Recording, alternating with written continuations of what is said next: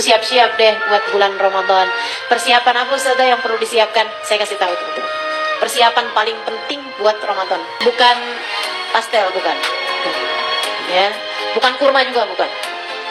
Bubur, bukan lagi bubur. Kenapa bisa bubur itu? Bukan.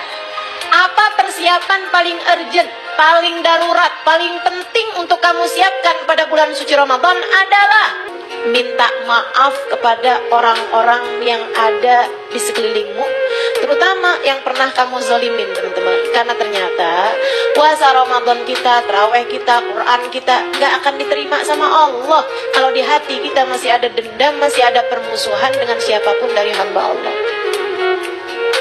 Ayo, minta maaf. Minta maaf dan memaafkan. Maafin siapapun yang pernah berbuat salah sama kamu. Jadi sekalian, antara memberi maaf sama meminta maaf, gampangan mana? Susahan mana? Bukan, susahan memberi maaf. Kenapa? Kalau kamu minta maaf karena kamu memang merasa salah, kamu minta maaf, memang semestinya. Tapi kalau memberi maaf, kita nggak kenapa-napa, dia yang jahat sama kita, kamu ngasih dia maaf. Kasih tahu nggak ustazah sama orangnya? Nggak harus. Tapi hati kamu maafin. Gugurin semuanya. Jangan, teman-teman, jangan mau-maunya simpan permusuhan dalam hatimu, bikin amal ibadahmu gak diterima sama Allah. Gara-gara dia yang kamu gak suka, amal ibadahmu gak diterima sama Allah. Amit-amit. Betul gak? Kamu gak seneng nih sama orang.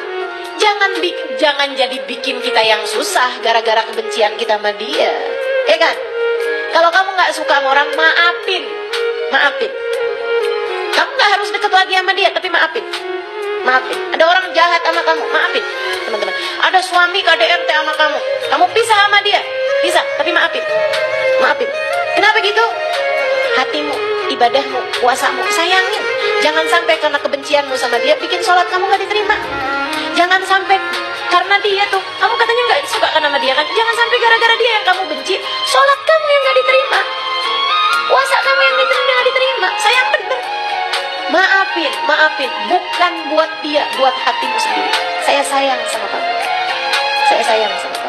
Orang itu cukup nyusahin kamu di dunia, jangan sampai nyusahin akhirat kamu.